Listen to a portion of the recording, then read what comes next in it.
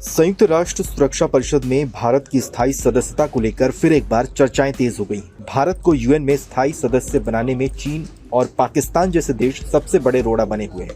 हालांकि United Nations में भारत की स्थायी सदस्यता की चर्चाओं के बीच अब भारत ने एक ऐसा कदम उठाया है जिससे उसमें शामिल देशों को बड़ा झटका लगा है। भारत ने 1 फरवरी को घोषित अंतरिम बजट में संयुक्त राष्ट्र में अपने योगदान को 50% से अधिक घटाने का ऐलान किया है। भारत ने पिछले साल 382 करोड़ रुपए की मदद यूएन में दी थी, वहीं इस साल इसे घटाकर 175 करोड़ रुपए कर दिया गया है।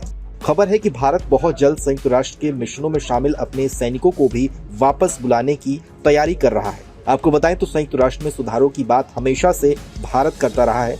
भारत अपने लिए स्थायी सदस्यता की मांग करता है, जिसका समर्थन उसमें स्थायी रूप से शामिल 4 देश करते हैं, लेकिन चीन के विरोध की वजह से भारत को अब तक स्थायी सदस्यता नहीं मिल पाई है।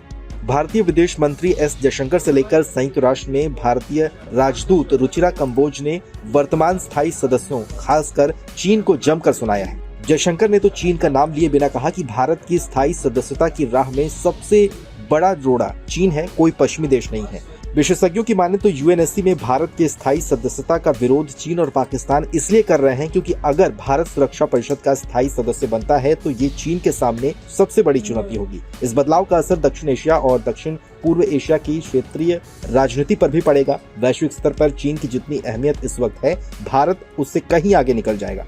माना जा रहा है कि अगर ऐसा हुआ तो चीन की विस्तारवादी नीति पर लगाम लग सकता है। विशेषज्ञों का मानना है कि भारत के स्थायी सदस्य होने पर पाकिस्तान के सामने भी इसी तरह की समस्या आएगी।